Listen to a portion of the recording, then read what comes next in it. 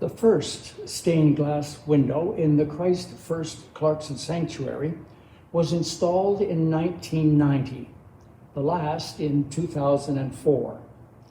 They reflect the knowledge available and the interpretations current at that time. The windows display more girls and women than the biblical stories specify. A couple of prominent biblical characters are portrayed as left-handed, and one magi is dark-skinned. Even so, somehow we overlook that Jesus' complexion should have been shown as deeply tanned, rather than as pale as a Caucasian northerner in winter. As the years go by, more embarrassing discrepancies with reality will be revealed. In the meantime, their beauty and ability to inform is ours to appreciate. All Psalms, the content of the largest book in our Bible, consists basically of just two principal types, the hymn of praise and the lament. The window at the foot of the stairs leading up to the narthex on your left represents the hymns of praise. Every musical instrument mentioned in the Bible has a place in this window, plus our own stairs as we ascend to our much-missed place of worship. The two pillars symbolize Solomon's temple, for which most of the Psalms were composed. The window next to the elevator on your right characterizes the laments. God, at the top exemplified by light and water, is present on the human plane below, even when life appears at its darkest. Observe the circles of light and the droplet of water, though barely perceptible, at the bottom.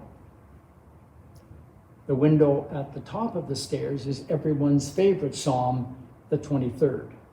The green pasture, still water, flask of oil, rod and staff, and the table spread with bread and wine spilling over the brim are all in evidence.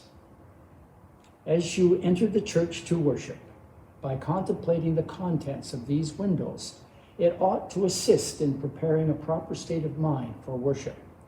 Whether thankful for God's many gifts, to offer a prayer for a need, or full of praise for the comfort of God's presence, these three tall windows are the first you see in the Clarkson campus sanctuary. Within the nave itself, the windows portray, in chronological order, the essentials of the biblical story. From creation, the window in the elevator alcove, and the promises to the ancestors, to the Exodus and the preaching of the prophets, the central events of the Old Testament are displayed on the lectern side of the sanctuary. Hebrew, the language of the Old Testament, is written from right to left. Therefore, each panel within these windows is to be read from right to left, and the series, consequently, from the back of the nave to the front. The scenes are so arranged that worshipers entering from one of the doors at the back are able to review the history of Israel as they proceed to their pew. There is nothing in the creation window but color. So many colors you feel there is one for every chemical element in the periodic table. In the upper right corner, we see the universe at the instant of the Big Bang. The light of the first command of creation seems to explode outward in ever-increasing radii, dispelling the darkness as it expands. Perhaps the seven spheres represent the sun and the moon and the 5 planets that can be seen with the naked eye in our own solar system. There appear to be 12 fingers of light emanating from the original source of light, perhaps projections of the 12 tribes of Israel. Different textures speak of water and earth, of air and fire, the 4 basic elements that sustain life. The Hebrew word for red, Adon, and the word for human, Adam, is from the same root.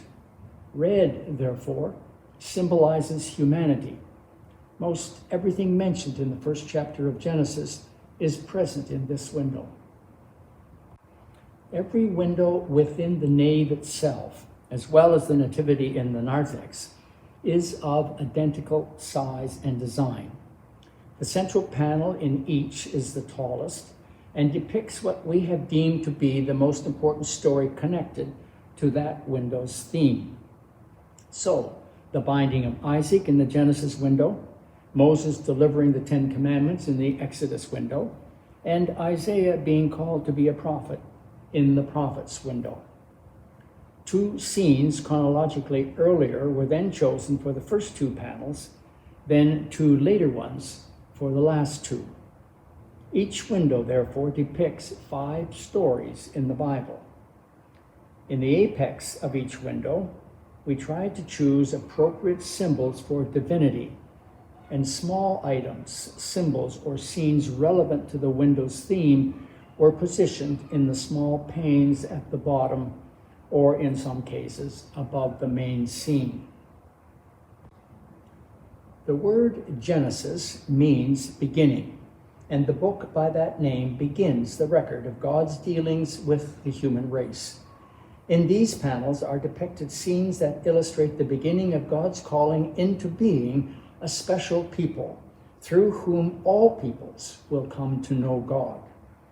God promises Abram and Sarai numerous descendants and a country of their own. The young adventurers who set out with such great expectations have reached their new country in the first panel, but the no longer young couple in the second panel can only dream of children. One evening, Abram gazes up at the stars, 12 in number, but they appear in the formation of a question mark. What he isn't looking at are lines of seed-like symbols emanating from his loins, the potential for the descendants that have been promised. And while Abram dreams, Sarai labors on, as evidenced by the bowl in her hand. Finally, at an age long past the normal, Sarai, now named Sarah, bore a son, with whom they were so pleased they called him Isaac, which means laughter, as Morar informed us in one of her humor sermons. But one day, so the biblical writer states, God tested Abram, now called Abraham, by commanding him to sacrifice this beloved son. The scene in this panel captures the very moment Abraham is about to bring down the knife. His face is ashen. His one hand rises in obedience to the command, while the other lies lovingly in the form of a blessing on the head of his dear son. Isaac lies bound upon the altar, his limp form and open hand signifying acceptance of his fate. Neither is able to look into the eyes of the other, but unseen by either is the cloud descending to grasp the hand of Abraham, or the ram caught in the thicket behind. Christians have long understood this story as a foreshadowing of the sacrifice of Jesus. In the apex of this window, the Christian interpretation of the binding of Isaac is offered. There we see, carrying the wood on which he will be sacrificed and wearing the crown of thorns that proclaims him king. Jacob, the son of Isaac, and his famous dream is the subject illustrated in our fourth panel. The stone that Jacob leans on is the foundation for the staircase that links heaven and earth, on which the divine messengers travel. The cloud that completely surrounds the staircase marks it off as a construction totally a part of the divine world. The well-loved song about Jacob's ladder is a mistranslation. It is really a staircase, as you can see with your own eyes. Angels, at least in the medieval sense of winged creatures, is also a mistranslation. These are emissaries between God and humans, again, as your own eyes testify. Here are the same 12 stars, but the question mark that Abraham noticed is beginning to disperse, since children will now start to come far more numerously to Jacob than they did to Abraham.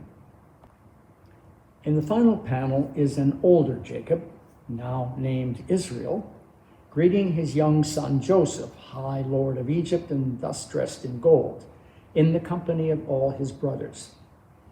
Above and penetrating all these scenes is a cloud in the shape of a canopy, a protective covering against any danger deemed by God too dreadful for the chosen people to endure.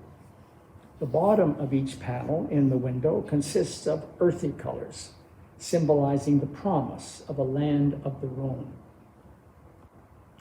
The central saving event in the history of Israel is the Exodus, a way or road out.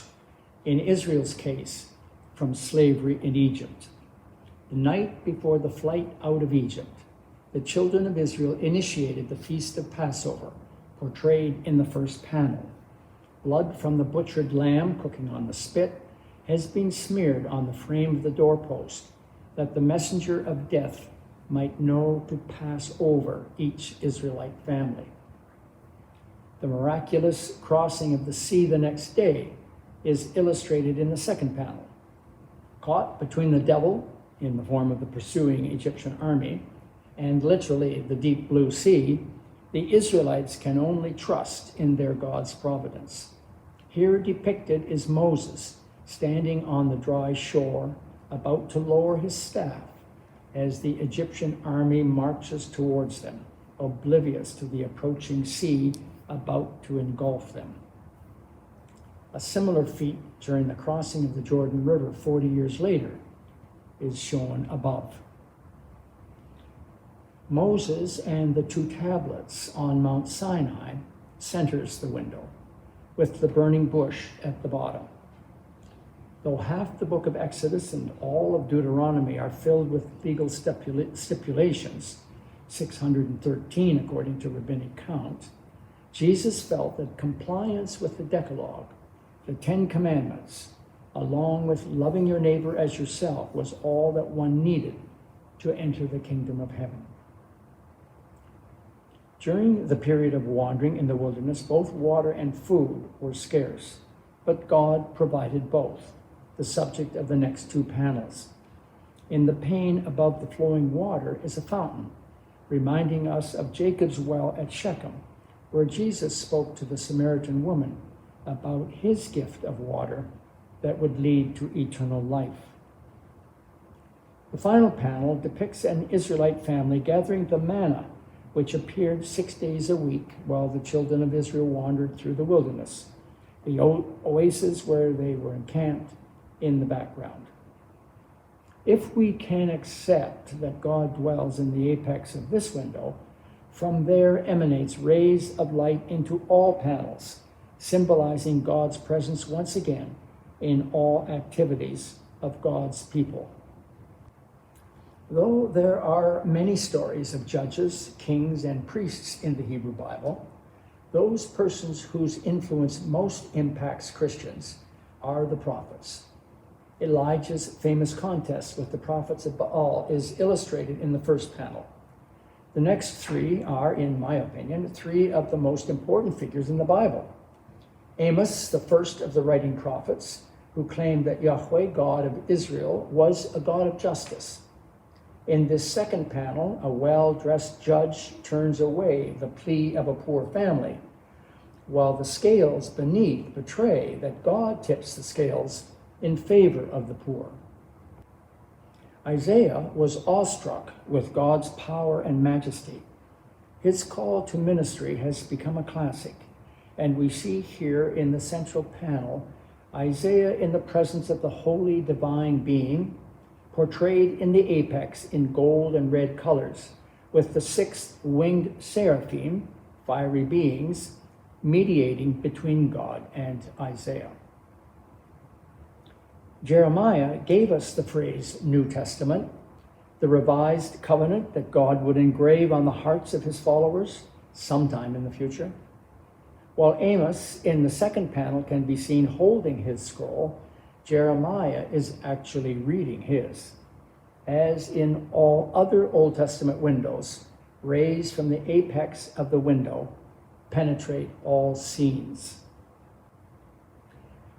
In the final panel, we have illustrated the well-loved passage, "Prepare the way of the Lord," by the gifted poet and learned prophet, whose words are appended to those of Isaiah of Jerusalem, beginning in the 40th chapter. Though this is the final stained glass scene on this side of the sanctuary, it is not by a long shot the final word. First of all, it is fitting that one steps from this most uplifting biblical passage to the lectern, where is read the word of God we have just seen illustrated. But there is another connection. The last scene is intimately related to the first scene on the pulpit side of the sanctuary. An anonymous prophet in Babylon declared, "A voice cries out, 'In the wilderness prepare the way of the Lord,'" by which he meant that a level expressway would be built directly from Babylon through the Arabian desert to Jerusalem without detouring along that long northern loop up the Mesopotamian corridor and down the Mediterranean coast. Intruding mountains would be knocked down to fill in whatever obstructed the way, and plenty of water along the way would be provided. John the Baptist was said by the writers of the Gospels to be that voice of one crying out in the wilderness, "Prepare the way of the Lord." The interval between the uttering of these two phrases was almost 6 centuries, and there were alterations in expectation over those centuries. To learn of these changes, we must move to the other side of the sanctuary, and that is going to take us a couple of weeks.